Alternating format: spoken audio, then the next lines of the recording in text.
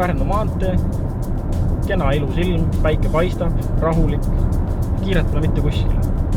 Ja kuna päikega natuke silma paistab ja tee on kitsas, siis ma sõidan veidikene rahulikumalt ja turvalisemalt kui tavaliselt.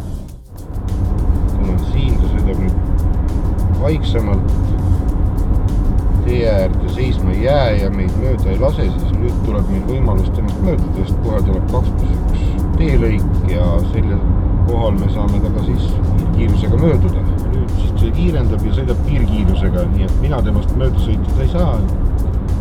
Kuna see möödasõiduala juba lõpeb, siis ma pean siin hoo maha võtma ja reastuma jälle tema taha uuesti.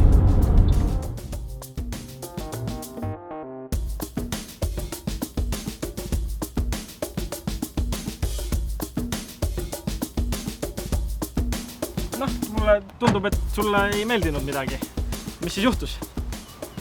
No, ütleme nii, et ohutu ja teistega arvestav sõidustiil see küll ei olnud. Sellepärast, et seal, kus oli üks sõidurada mõlemas suunas, seal sõitsid sa oluliselt väiksema kiirusega lubatud oli ja sinu taha kogunes sõidukite kolonn. Juba seal oleks võinud vaadata peeglisse, teistega arvestada, võtta tee äärde, lubada nad mööda sõita. Siis, kui tuli võimalus, kus on uut tüüpi 2+1 sõiduraja skeemiga tee, kus siis teistel sõidukite juhtidel on võimalik mööda sõita, seal kiirensid sa jälle siis normaalse lubatud sõidukiiruseni ja sinust ei saanud jälle keegi mööda sõita. Kogu see teelõigu mõte, et saaks aeglasemalt sõitvast sõidukist mööda sõita, langes ära tänu sinu tegevuse. Aga kuidas ma siis peaksin seal 2+1 teelõigul käituma? Näiteks võiks juba selle ühesuunalisel või üherajasel teel jälgida seda, et peeglist, kui on sinu taha kogunud kolonn, jääda tee äärde seisma, kui sul ei ole võimalik sõita lubatud piirkiirusega.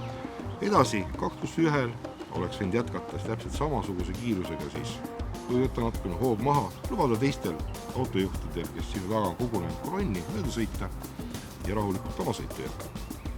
Selge, nii et kogu aeg siis pean hoidma pilku peal ka sellel, mis minu taga toimub.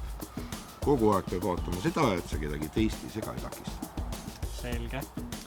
Ja mis on siis maanteel möödasõitu tehes need põhitõed, mida peaks järgima?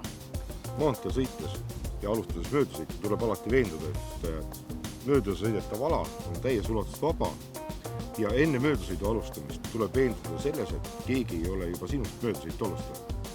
Ehk siis pilk kogu aeg enda ümber, et oma manöövriga kedagi ei ohusta. Ja juht, kellest mööda sõidetakse, peab ka jälgima seda, et kõik, kes temast mööda sõidavad, saaksid rahulikult tagasi rivistada oma sõidusuunda, jätta neile ohutu pikivahe ja vahest kiirust vähendada, et teised saaksid tagasi. Ehk siis põhimõtteliselt, kui minust minnakse möödasõidule, siis ma peaksin abistama justkui seda, kes minust mööda sõidab. Kindlasti just jälgima seda, kuidas nendel möödasõit kulgeb ja kui vaja on vähendada kiirust ja kui nad on sinu ette tagasi reastunud, siis kohe võtta ka ohutu pikivahe, et liiklus oleks ohutu.